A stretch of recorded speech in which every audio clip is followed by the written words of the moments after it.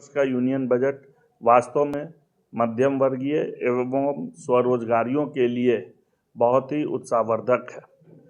इस बजट में SME loan limit को 5 करोड़ से बढ़ाकर 10 करोड़ करने एवं स्टार्टअप्स के लिए 10 करोड़ को बढ़ाकर 20 करोड़ के लिमिट करने, साथ ही लोन गारंटी योजना के चार्जेज को कम करने से जहां स्वरोजगार को बढ़ावा मिलेगा, वहीं जब स्वरोजगारी यूनिट्स लगाएंगे, इंडस्ट्रीज लगाएंगे, तो निश्चित रूप से रोजगार को भी बढ़ावा मिलेगा।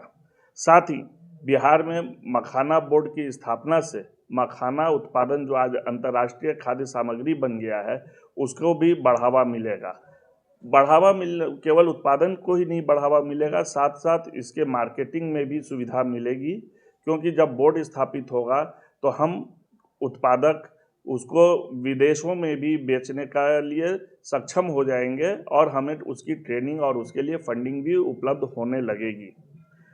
पटना आईआईटी के विस्तार करने से हमारे क्षेत्र के जो मेधावी छात्र हैं, उन्हें कहीं बाहर अदर स्टेट्स या विदेशों में जाकर पढ़ने के लिए नहीं, बल्कि अपने ही घर रहकर, अपने स्टेट में ही रहकर पढ़ने का मौका मिलेगा और आईआईटी से बच्चे पढ़ाई करके कुशल होकर निकलेंगे और वो के रूप में काम करेंगे।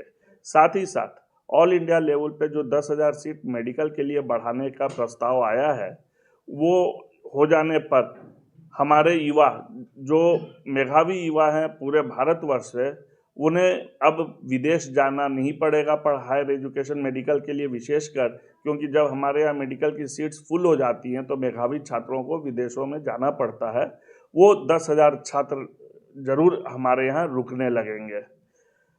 साथ ही साथ सरकार ने जो अभी इनकम टैक्स स्लैब में अंतर किया, उससे व्यापारियों को 12 लाख तक के इनकम पर लगभग टैक्स नहीं देना है और जो भी सर्विस होल्डर्स हैं उन्हें 12,75,000 तक टैक्स रिबेट मिलेगा, जिससे कई लाख करोड़ रुपए का बचत लोगों तक होगा, पब्लिक के पास होगी। और निश्चित रूप से जब हमारे पॉकेट में पैसा होगा तो इसी बाजार में हम खर्च करेंगे और व्यापार, उद्योग, स्वरोजगार को बढ़ावा और प्रोत्साहन मिलेगा।